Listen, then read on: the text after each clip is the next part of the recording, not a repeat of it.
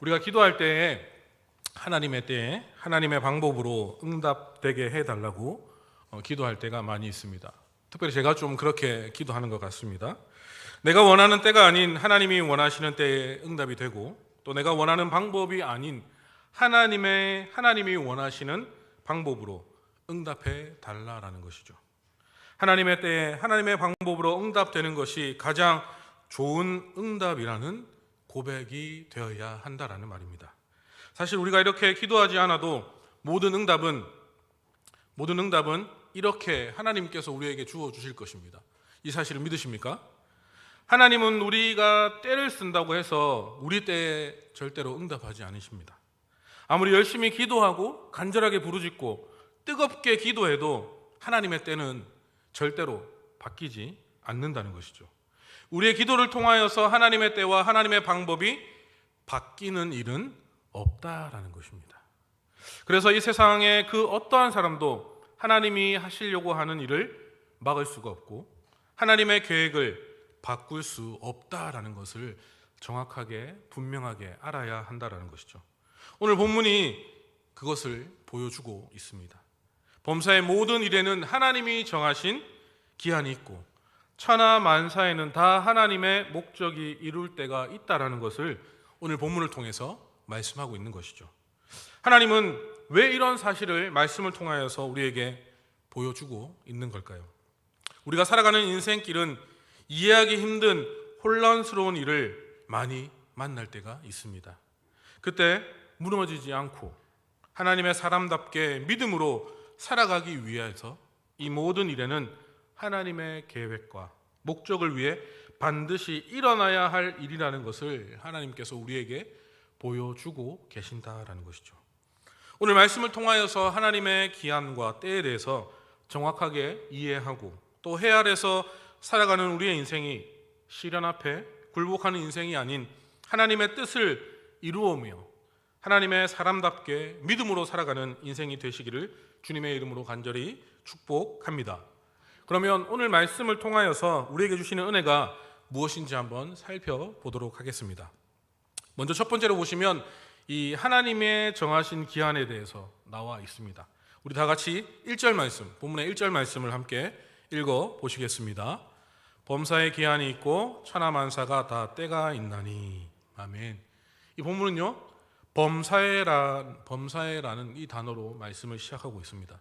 이것은 모든 일이라는 뜻으로 전혀 예외적인 일은 없다라는 것을 보여주고 있습니다.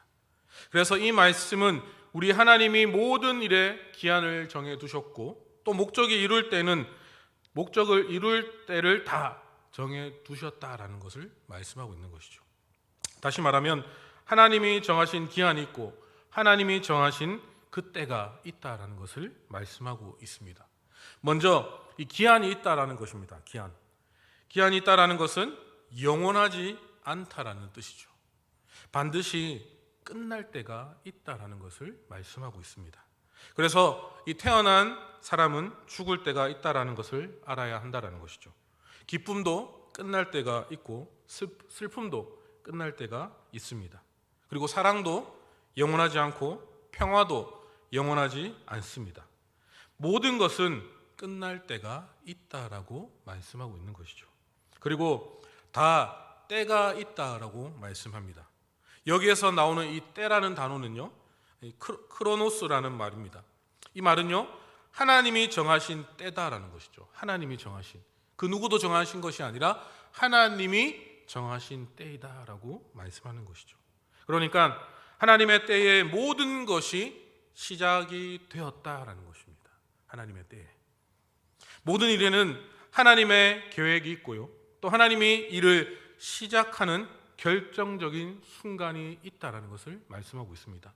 다시 말해 하나님의 때가 아니면 절대 아무 일도 일어나지 않는다라는 뜻입니다. 절대로 일어나지 않습니다. 하나님의 때가 아니면. 그래서 이 기한과 때는 인간이 바꿀 수 있는 것이 아니다라는 것이죠. 인간이 자기 능력으로 기한을 연장할 수도 없고 또 다른 때에 일어나게 만들 수 없다라는 것입니다. 모든 것은 하나님의 목적을 따라 하나님이 정하신 때에 반드시 일어나게 되고 또 하나님이 정하신 기간만큼 허락되어지고 또 하나님의 목적이 이루면 그때 모든 것은 끝난다라는 뜻을 가지고 있다라는 것입니다. 그러면 왜 하나님은 이렇게 이 기한과 때를 정해 두셨을까요? 그것은 하나님이 큰 그림을 가지고 계시기 때문이다라고 말씀하고 있습니다. 그러니까 하나님의 계획이 있다라는 것이죠. 하나님은 분명한 계획이 있다라고 말씀하는 것입니다. 이것을 다른 말로 하면 하나님의 예정과 작정이라고도 합니다. 이 예정과 작정을 이루시기 위해서 하나님이 하시는 일이 바로 창조와 섭리라고 이야기할 수 있게 되는 것이죠.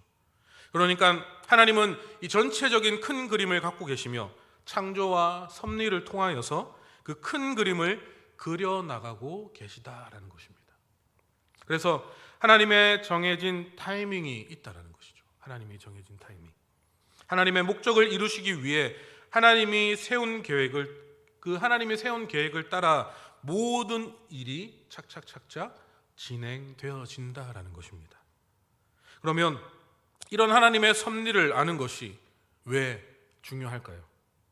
인생을 살다 보면 우리가 받아들이기 힘든 일들을 많이 만나게 됩니다. 너무나도 받아들이기 힘든 일들이 우리 앞을 가로막고 있습니다. 그때 우리는 왜 이런 일이 일어나는지 이해하지 못하고 좌절하고 또 분노하고 절망하며 살아갈 때가 많이 있다라는 것이죠. 하나님이 계시다면 왜 이런 일들이 나에게 일어나느냐고 원망하게 되는 것입니다.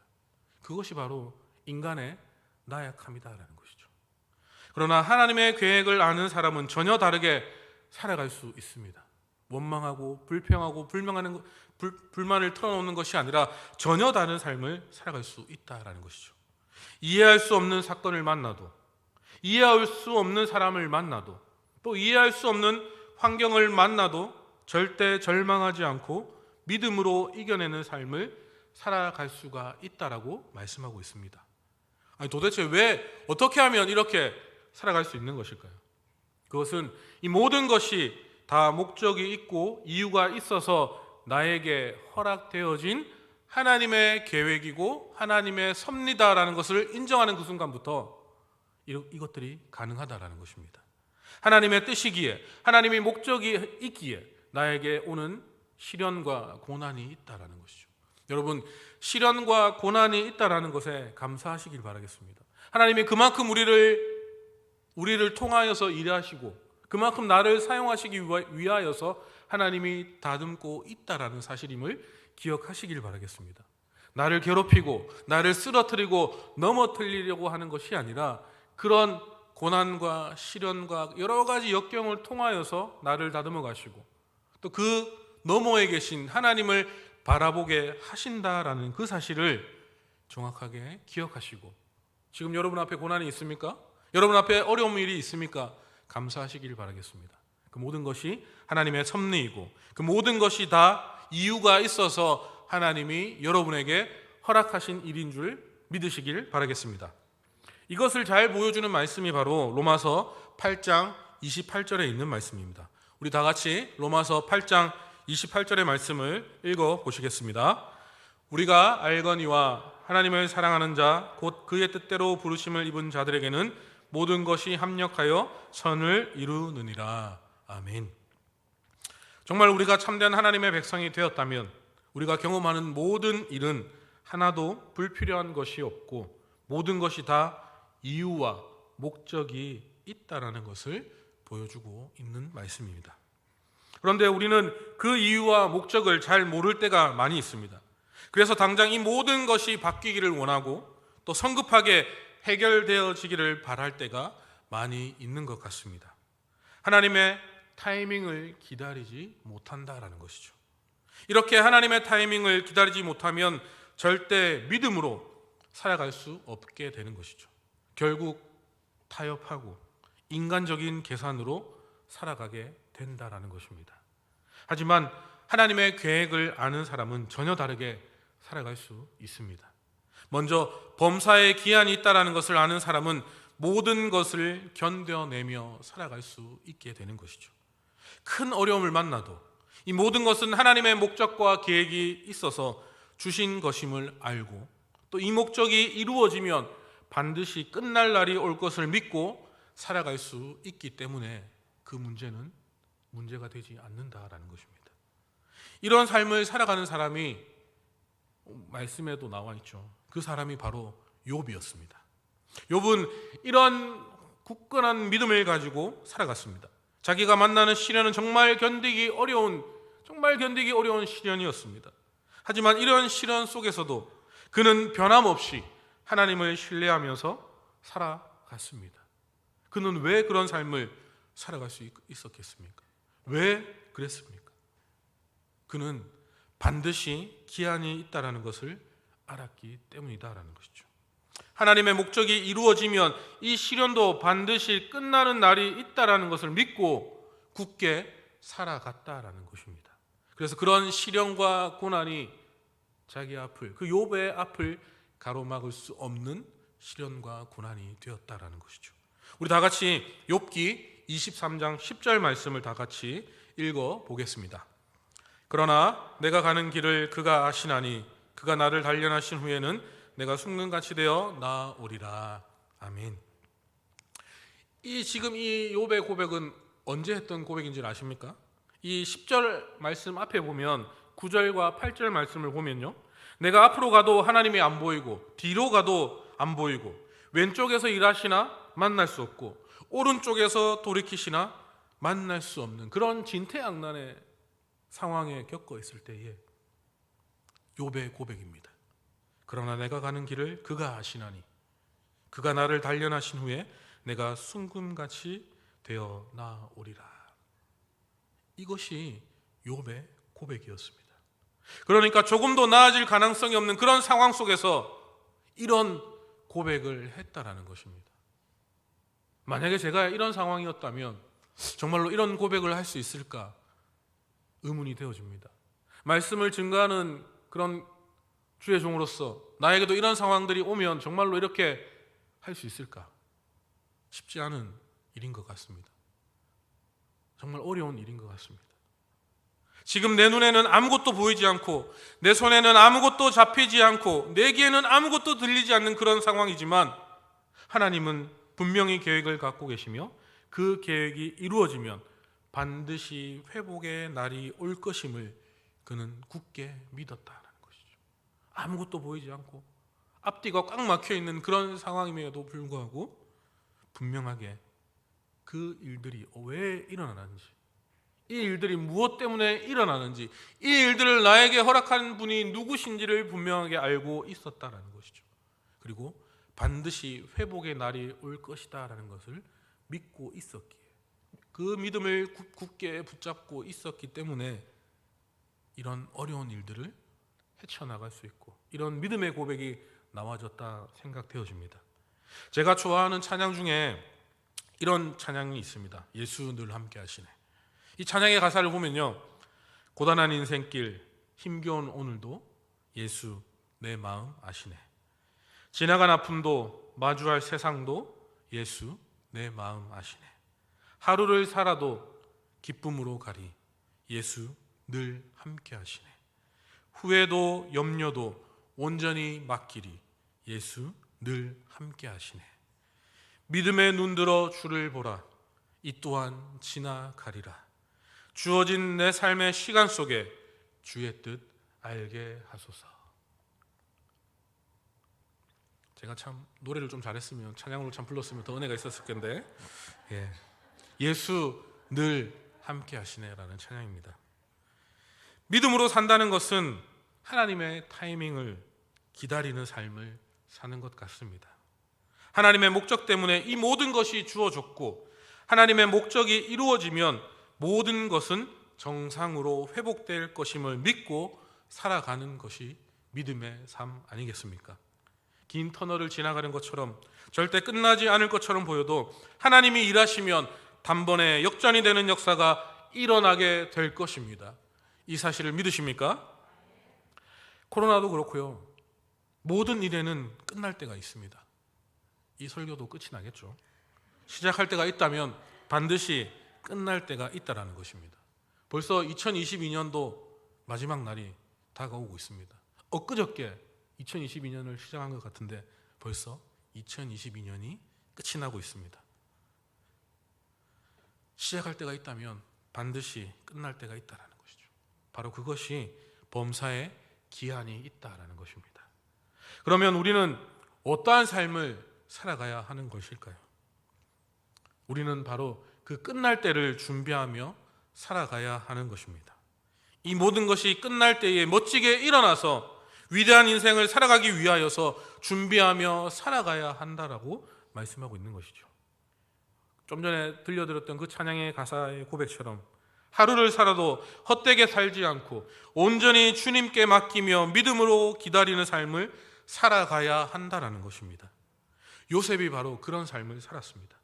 노예로 팔려가도 감옥에 들어가도 절대 헛된 인생을 살지 않았습니다. 그곳에서 가장 멋진 인생을 살았습니다. 주어진 환경에서 가장 멋진 삶을 살았습니다.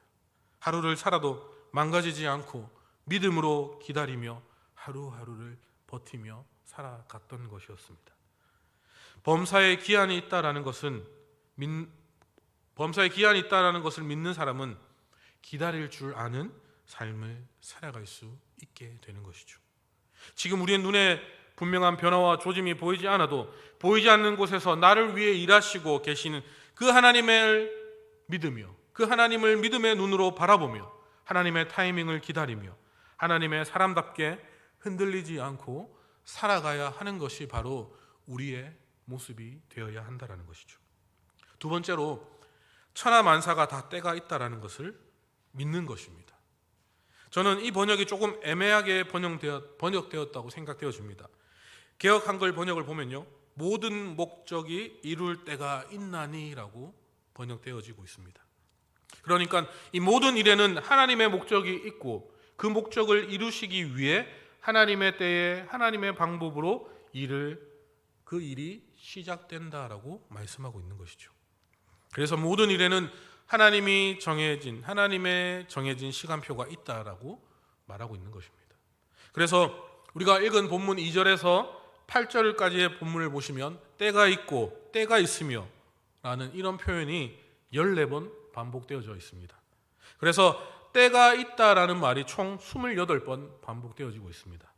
이렇게 모든 일에는 하나님이 정해신 때가 있다라는 말이 반복되어져서 강조되고 있다라는 것이죠. 그러면 우리 2절부터 8절까지의 내용을 보면 하나님이 정하신 때에 대해서 말씀하고 있습니다. 우리 2절부터 8절까지 말씀 한 절 한 절씩 읽어가시면서 어떤 내용인지 한번 말씀을 살펴보시겠습니다. 먼저 2절입니다. 우리 2절 말씀 함께 읽어보겠습니다. 날 때가 있고 죽을 때가 있으며 심을 때가 있고 심은 것을 뽑을 때가 있으며. 아멘. 이제부터 본문은 이 세상에서 일어나는 다양한 상황들을 반대되는 이 두 개의 짝을 지어서 제시하고 있습니다. 여기서 강조되는 것은 이 때입니다. 때. 히브리어 원문은 문장마다 가장 먼저 나와 강조되고 있고 또 매 문장마다 4번씩 반복해서 강조하고 있습니다. 2절에서 8절까지 7절에 거쳐서 4번씩 나오니까 총 28번 반복되어져 있다는 것이죠. 성경에서 7은 완전수입니다. 완전수. 그래서 이게 4번 반복되어지고 있으니 하나님의 때는 완전한 때라는 것을 강조하고 있는 것입니다. 여기에는 좋은 때만 있는 것이 아니라 나쁜 때도 있습니다. 우리가 생각할 때 이런 일은 안 일어났으면 좋겠다라고 생각되어지는 그런 일도 일어날 때가 있다라고 말씀하고 있는 것이죠. 먼저 간단하게 그때에 대해 말씀들을 살펴보기를 원합니다. 먼저 날 때가 있고 죽을 때가 있다라고 말씀하고 있죠. 모든 사람은 날 때가 있고 죽을 때가 있습니다. 인생의 시작부터 인생의 종말까지 다 때가 있다라는 것입니다. 내가 원할 때 태어날 수도 없고 내가 원하는 때에 죽을 수도 없던 것이 인생임을 보여주고 있는 것이죠. 그리고 심을 때가 있고 심은 것을 뽑을 때가 있다라고 말씀합니다. 이것은 농사를 지을 때 씨를 심는 것과 수확한 뒤에 그것을 뽑는 것을 의미하고 있는 것이죠. 그런데 이것은 내가 선택하는 것 같습니다. 내가 심고 싶을 때 심고 뽑고 싶을 때 뽑는 것처럼 생각할 수도 있다는 것입니다. 그러나 엄밀하게 생각하면 파종할 때가 되어야 씨를 심을 수 있는 것이죠. 상추를 겨울에 심을 수가 있겠습니까? 물론 요즘은 과학이 발달해서 비닐하우스가 있으면 가능할 것입니다. 하지만 조건이 되어야 상추가 자라날 수 있게 되는 것입니다. 그 조건을 누가 만드십니까? 바로 하나님이 만드시는 조건입니다. 그 조건이 되어야 씨가 자랄 수 있는 것입니다. 하나님께서 허락하셔야지만 그 씨가 자랄 수 있다는 것이죠. 하나님의 때가 되지 않으면 인간이 아무리 노력해도 절대 성공할 수 없음을 보여주고 있는 것이죠. 인간이 내 마음대로 선택하며 사는 것 같아도 결국 하나님의 통제 아래에 있다라는 것을 알아야 한다라는 것입니다. 그래서 겸손히 하나님을 인정하면서 하나님의 은혜를 바라보며 하나님의 도우심을 경험하며 살아가야 하는 것이 성도의 삶이다라는 것을 말씀하고 있는 것이죠. 우리 다음으로 3절 말씀을 다 같이 읽어보겠습니다. 3절 말씀입니다. 죽일 때가 있고 치료할 때가 있으며 헐 때가 있고 세울 때가 있으며. 아멘. 죽일 때가 있고 치료할 때가 있다라고 말씀합니다. 죽일 때는 의도적으로 생명을 중단시킬 때를 의미하고, 또 치료할 때는 생명을 보존하기 위해 노력하는 것을 의미하고 있습니다. 그러니까 사람을 죽일 수밖에 없는 때가 있고 또 사람을 살려야 할 때가 있다라는 것을 말씀하고 있는 것이죠. 전쟁이나 불치병에 걸렸을 경우가 이런 경우를 나타내고 있는 것 같습니다. 또 헐 때가 있고 세울 때가 있다라고 말씀하고 있습니다. 이것은 건물을 헐고 다시 짓는 것을 의미하는 것이죠. 이것도 인간의 계획을 따라 헐기도 하고 세우기도 하는 것처럼 보여지게 됩니다. 하지만 있던 건물이 무너지고 새로운 건물이 세워지는 그런 일에도 하나님의 목적을 따라야 하나님의 때에 이루어지고 있음을 보여주고 있는 것이다라는 것입니다. 다음으로 우리 4절 말씀을 함께 읽어보겠습니다. 울 때가 있고 웃을 때가 있으며 슬퍼할 때가 있고 춤출 때가 있으며. 이 사람이 울 때가 있고 웃을 때가 있습니다. 이건 역시 내가 울고 싶을 때에 울고 싶은 일이 일어나는 것이 아니며 또 웃고 싶을 때에 웃고 싶은 일이 일어나는 것이 아니다라는 것이죠. 그걸 통제할 수 있는 능력이 인간에게는 도무지 없습니다. 그런 능력을 인간은 가지고 있지 않습니다. 웃을 수 있는 일이 일어나야 웃을 수 있고 또 울 수밖에 없는 일이 일어나면 울 수밖에 없는 것이 인간의 삶이다라는 것을 말씀하고 있는 것이죠. 또 다음으로 슬퍼할 때가 있고 춤출 때가 있다는 말도 같은 의미입니다. 슬퍼할 때는 이 장례식 때를 의미합니다. 또 춤출 때는 결혼식 때를 의미하고 있는 것이죠. 인간의 죽음의 문제도 결혼의 문제도 다 내 뜻대로 되는 것이 아니다라는 것입니다. 내가 원하는 시간표대로 일어나는 것이 아니라 하나님이 정하신 시간표에 따라서 이 모든 일이 일어난다라는 것을 말씀하고 있는 것이죠. 정확하게 하나님의 시간표가 있고 하나님의 때가 있다라는 것을 강조하고 있는 것입니다. 우리 다음으로 5절 말씀도 함께 읽어보겠습니다. 돌을 던져버릴 때가 있고 돌을 거둘 때가 있으며 안을 때가 있고 안는 일을 멀리할 때가 있으며. 이 돌을 던져버릴 때는 전쟁이 끝이 나서 흩어진 돌을 치워야 하는 그런 때를 의미하고 있습니다. 또 돌을 거둘 때는 적들이 침입할 때의 방어와 공격을 위해서 돌을 모아들이는 때를 의미하고 있는 것이죠. 그러니까 이 전쟁이 끝나는 것도 전쟁이 일어나는 것도 내 마음대로 결정할 수 있는 것이 아니라 이 모든 것이 하나님의 주권 속에서 하나님의 때에 일어난다라는 것을 말씀하고 있는 것이죠. 그 다음으로 뭐라고 말씀하고 있습니까? 안을 때가 있고 안는 일을 멀리할 때가 있다라고 말씀합니다. 이것은 이 남녀 간의 사랑이 뜨거울 때가 있고 식어질 때가 있음을 보여주고 있는 것이죠. 처녀 총각이 만나 이 사랑에 빠지는 것도 또 사랑이 식어져서 서로 헤어지는 것도 내 마음대로 하는 것 같지만 여기에도 하나님의 뜻이 있어야 일어날 수 있는 일이다라는 것을 설명하고 있는 것이죠. 우리 다음으로 6절 말씀도 함께 읽어보겠습니다. 찾을 때가 있고 잃을 때가 있으며 지킬 때가 있고 버릴 때가 있으며. 물건을 찾을 때가 있고 아무리 찾아도 찾을 수 없어 포기해야 할 때도 있다라는 것이죠. 또한 지킬 때가 있고 버릴 때가 있다라고 말씀하고 있습니다. 이 지킨다는 것은 이 재산을 보존하는 것을 의미하고 있습니다. 또 버린다라는 말은 재산을 포기해야 할 때가 있다라는 것을 의미하고 있는 것이죠. 항상 좋은 일만 있는 것이 아니라 불행한 일도 일어날 수 있게 된다라는 것입니다. 그 모든 것이 하나님의 뜻이라는 것을 분명하게 말씀하고 있는 것이죠. 좋은 일이 일어날 수도 있고 안 좋은 일이 일어날 수 있는 것, 이 모든 것이 하나님의 때에 일어날 수 있는 일들이다라는 것을 설명하고 있습니다. 다음으로 우리 7절 말씀을 함께 읽어보겠습니다. 찢을 때가 있고 꿰맬 때가 있으며 잠잠할 때가 있고 말할 때가 있으며. 이 이스라엘 사람들은 큰 기쁨이나 큰 슬픔이나 고통을 만나면 이 겉옷을 찢어버리는 습관이 있습니다. 그런데 이 겉옷은 귀한 옷이기 때문에 다시 꿰매서 입어야만 했습니다. 그래서 찢을 때가 있고 꿰맬 때가 있다라는 말은 슬픔 때문에 옷을 찢을 때가 있고 다시 마음을 추스리고 일어나 그 찢어진 옷을 꿰매 입고 힘차게 시작할 때가 있다라는 것을 의미하고 있는 것이죠. 다음으로 잠잠할 때가 있고 또 말할 때가 있다라고 말씀합니다.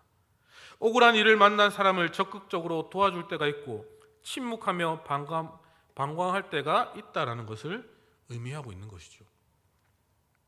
왜 사람들이 일어나서 나를 적극적으로 도와줄까요? 왜 사람들이 나에게 힘든 일이 있으면 적극적으로 와서 도와주고 있는 것일까요? 그것은 바로 하나님이 그 사람을 붙여서 나에게 하나님께서 대신 그 사람을 통하여서 일하여 주시는 것입니다. 또 왜 사람들이 아무도 일어나지 않고 도와주지 않을까요? 그것 또한 하나님이 허락하시지 않았기 때문에 아무도 도와주지 않는 것입니다. 그렇기 때문에 하나님만을 바라볼 수 있는 믿음의 눈이 있어야 된다라는 것을 말씀하고 있는 것이죠.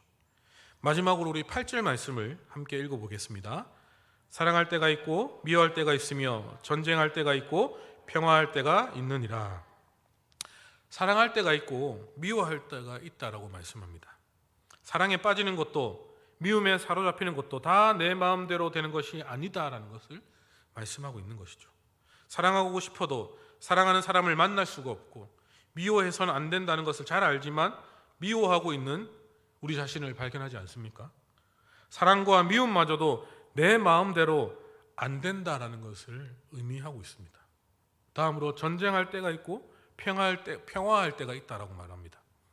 국가 사이에 일어나는 전쟁과 평화마저도 인간의 뜻대로 되는 것이 아님을 보여주고 있는 것이죠. 전쟁을 해야 되겠다고 결정하는 일에도 평화를 지켜내야 하겠다고 결정하는 것 모두 하나님의 계획과 목적을 따라 움직이고 있음을 보여주고 있는 것입니다. 이렇게 살펴본 총 28가지의 상황을 보며 천하만사에 다 때가 있다라는 것을 말씀하고 있는 것이죠. 어떤 때입니까? 그때는 바로 하나님이 정하신 때를 의미하고 있는 것입니다. 모든 일에는 하나님의 계획이 있고 하나님이 일을 시작하시는 결정적인 순간이 있다라는 것을 의미하고 있는 것이죠. 그래서 하나님의 때가 아니면 절대 아무 일도 일어나지 않는다라는 것을 오늘 말씀을 통하여서 강조하며 나타내고 있습니다. 그러면 우리는 이런 때를 어떻게 살아가야 하겠습니까? 먼저 우리가 알아야 할 것은 절대로 우리가 그 때를 결정할 수 없다라는 사실입니다. 아무리 우리에게 힘이 있고 지혜가 있고 능력이 있고 부와 명예가 있다 한들 그때는 우리가 정할 수 있는 것이 아니다라는 사실을 기억해야 한다는 것이죠. 그때는 바로 하나님이 정하시는 것입니다. 그러면 우리는 어떻게 해야 되겠습니까? 그때를 위해 준비하는 삶을 살아가야 하는 것이죠. 그러니까 그 때를 기다리며 하나님의 때를 기다리며 준비하는 인생이 바로 믿음의 삶이라는 것입니다. 하나님이 정하신 그 때를 기다리며 준비하는 인생. 이 목적이 이끄는 교회라는 책에 보면요, 서핑을 타는 사람이 그 사람의 이야기가 나옵니다. 그 파도에서 타는 그 서핑을 타려면 반드시 큰 파도가 일어나야 서핑을 탈 수가 있습니다. 그런데 파도는 절대로 내가 일으킬 수 없는 것이 파도이죠. 무조건 파도가 일어날 때를 기다려야 하는 것입니다. 그래서 큰 파도가 오면 그 패들보드에 몸을 맡겨서 일어나서 그 서핑을 탈 수 있기 때문에 파도를 기다려야 합니다. 파도가 없는데 그 서핑을 억지로 탈 수는 없다라는 것이죠. 그러면 그 파도가 일어날 때까지 어떻게 해야 되겠습니까? 파도가 일어날 때까지 파도를 잘 탈 수 있는 기술을 준비하고 또 준비해야 되지 않겠습니까? 이런 준비가 없다면 파도가 일어나도 그 파도를 탈 수가 없을 것입니다. 준비된 사람만 그 파도를 타고 멋지게 도전할 수 있게 되는 것이죠. 바로 이것이 하나님의 때를 기다리는 우리가 가져야 할 자세이다라는 것을 말씀하고 있는 것이죠. 하나님의 때는 우리가 결정할 수 없습니다. 그러나 하나님의 때에 하나님의 일이 시작될 때에 그때 일어나서 쓰임받는 인생을 살아가려면 우리는 준비하는 사람이 되어야 한다는 것이죠. 그래서 믿음의 사람은 늘 준비하는 사람입니다. 늘 하나님께 기도하고 또 하나님의 말씀을 듣고 그 말씀을 지키며 행하면서 하나님의 때를 기다려야 한다는 것이죠.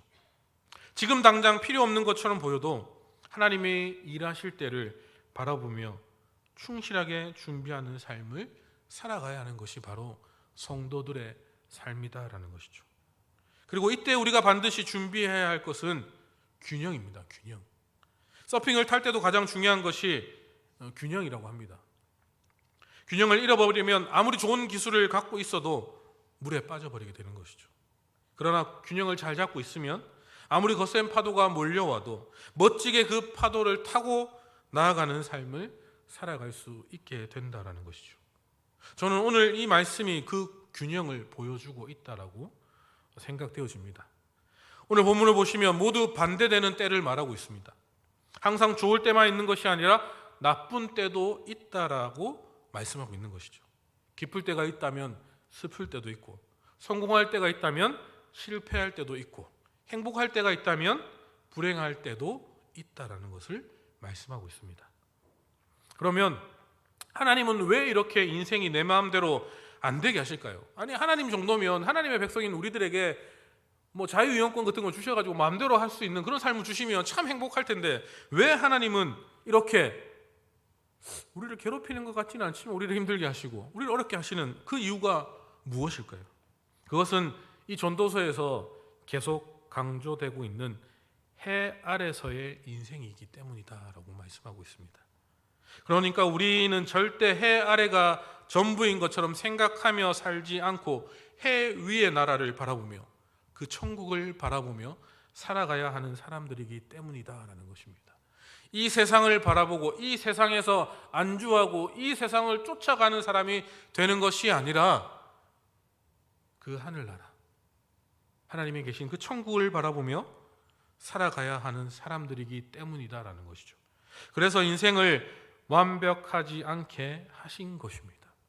이 인생을 붙잡고 살아가는 것이 아니라 이 인생은 그냥 하늘나라를 가기 위한, 하나님의 나라를 이루기 위한 준비 과정이기 때문에 이 인생 위에 있는 그 하늘나라를 바라보며 살아가기 위해서 이런 일들이 우리에게 일어난다는 것이죠. 그러면 이런 완벽하지 않은 인생을 어떻게 살아가야 할까요? 그것이 바로 균형을 잡고 살아가야 한다는 것입니다. 완벽하지 않기 때문에 균형을 정확하게 잡고 살아가야 합니다. 어떤 균형입니까? 성공할 때 교만하지 않고 실패할 때 절망하지 않는 균형입니다. 좌로나 우로나 치우치지 않는 균형을 말하고 있는 것이죠. 성공도 영원하지 않고 실패도 영원하지 않기 때문입니다. 그래서 어느 한쪽으로 치우치고 쏠리는 인생이 아니라 중간에서 균형을 잡고 살아가는 인생입니다. 모두 하나님의 목적이 이루어지면 다 끝날 때가 있다는 것을 알아야 한다는 것이죠. 그래서 그 끝날 때가 있음을 기억하고 균형을 잡고 버텨내야 한다는 것이죠. 믿음으로 산다는 것은 이런 균형을 잡고 살아가는 것입니다. 균형을 잃어버리면 성공했기 때문에 몰락하는 사람이 될 수 있고 또 실패했기 때문에 좌절하는 사람이 될 수 있을 것입니다. 그러나 믿음으로 균형을 잘 잡고 있으면 성공해도 아무런 문제가 없고 실패해도 아무런 문제가 없는 그런 인생을 살아갈 수 있게 된다라는 것입니다. 그런데 이렇게 하나님의 때를 위해 준비하는 삶과 균형을 잡고 살아가는 삶을 살기 위해서 우리가 어떻게 해야 되겠습니까? 많은 사람들이 그 하나님의 때를 알면 그렇게 살 수 있는 것처럼 생각하는 것 같습니다. 예수님이 승천하시기 전에 제자들이 그런 생각을 갖고 있었습니다. 그래서 그때가 이때이냐고 질문하는 것이죠. 그래서 그때에 주님은 그 질문에 이렇게 대답하시고 있습니다. 사도행전 1장 7절 말씀을 보시면 이르시되 때와 시기는 아버지께서 자기의 권한에 두셨으니 너희가 알 바 아니요. 너희가 알 바가 아니다라고 말씀하고 있는 것이죠. 이 여기에서 나온 이 때와 시기는 본문 1절에 나오는 때와 기한과 순서만 다르고 같은 단어입니다. 그러니까 이 기한과 때는 하나님의 권한 속에 속한 것이니 우리가 알아야 할 문제가 아니라 하나님의 권한 안에 있다라는 것입니다. 하나님의 권한 안에. 그러면 우리가 어떻게 해야 될까요? 그 대답이 바로 다음 본문 말씀에 나와 있습니다. 우리 사도행전 1장 8절 말씀, 사도행전 1장 8절 말씀을 다 함께 읽어 보시겠습니다. 오직 성령이 너희에게 임하시면 너희가 권능을 받고 예루살렘과 온 유대와 사마리아와 땅끝까지 이르러 내 증인이 되리라 하시니라. 아멘. 그래서 예루살렘을 떠나지 말고 아버지께서 약속하신 것, 즉 성령 하나님을 기다리는 삶을 살아야 한다라고 말씀하시는 것이죠. 우리는 하나님의 때를 잘 알아야 성공적인 인생을 살 수 있는 것이 절대 아닙니다. 그런데 사람들은 그 때와 그 기한에 관심이 많습니다. 언제 이런 일이 일어날 것 같은 것인가? 또 언제까지 이 고통이 계속될 것인가? 그래서 답답하니까 점쟁이를 찾아가는 거죠. 언제 시작하면 좋겠습니까? 또 언제까지 이 고통을 견뎌야 합니까? 라는 질문을 끊임없이 쏟아내고 있습니다. 그러나 우리가 관심을 가져야 할 것은 그 때와 기한이 아니다라는 것을 말씀하고 있는 것이죠. 우리가 관심을 가져야 할 것은 지금 이 시간 하나님의 사람답게 세워지는 삶을 살아가는 것입니다. 어떠한 고난과 역경과 시련과 그 어려움이 있더라도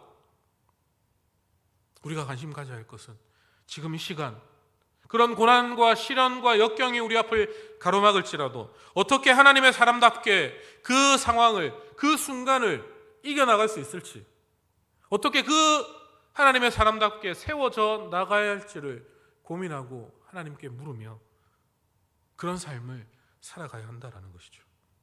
그래서 성령 하나님을 기다리는 시간을 가져야 한다라고 말씀하고 있는 것입니다. 하나님의 능력이 부어지면 그때부터 우리는 완전한 다른 인생을 살아갈 수 있게 되는 것입니다. 하나님의 능력이 우리에게 부어지기만 한다면 우리는 완전한 다른 인생을 살아갈 수 있게 되는 것이죠. 그래서 우리에게 필요한 것은 바로 하나님의 능력입니다. 하나님의 때는 몰라도 되는 것이죠. 그러나 하나님의 능력이 없다면 우리는 형편없는 수준의 인생을 살아가게 될 것입니다. 성공해도 그 성공 때문에 타락한 인생으로 살아가게 될 것입니다. 실패해도 그 실패 때문에 또 넘어지게 하시는 그 하나님의 역사를 경험하지 못하는 그런 흐지부지한 인생으로 살아가게 될 것입니다.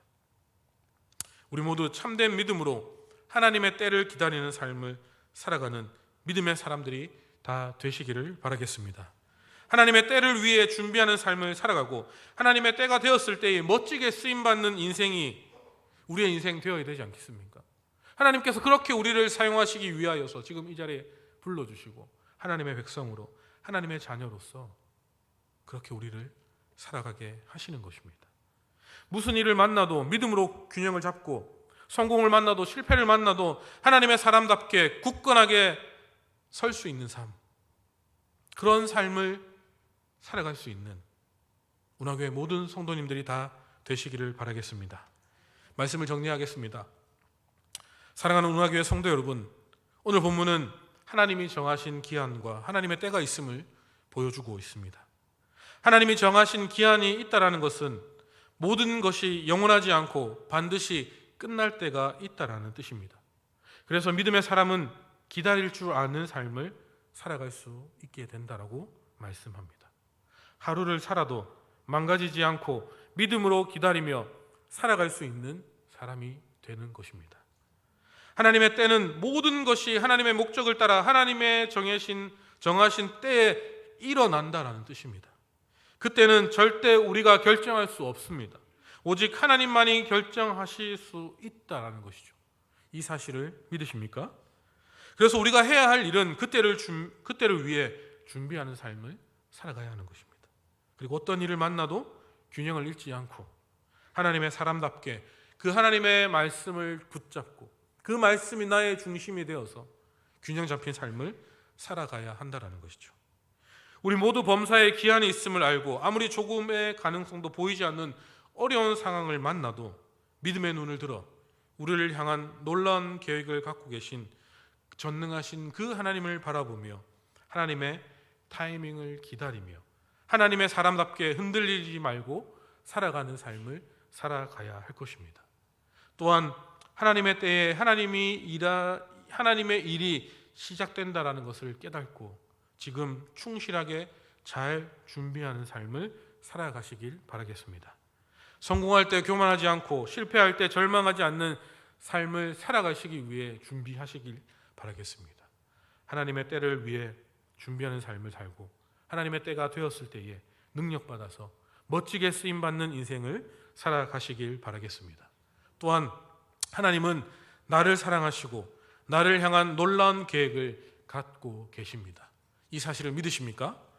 오늘도 하나님을 신뢰하는 믿음으로 어려운 시기를 만나도 잘 극복하고 견뎌내고 또 하나님의 때를 위해 잘 준비하여서 하나님의 때가 되었을 때에 일어나셔서 하나님께 쓰임받아서 그렇게 하나님께 멋지게 사용되어지는 하나님의 도구로서 그렇게 귀하게 쓰임받을 수 있는 운하교회 모든 성도님들이 다 되시기를 주님의 이름으로 간절히 소망하고 축복합니다. 아멘. 기도하겠습니다.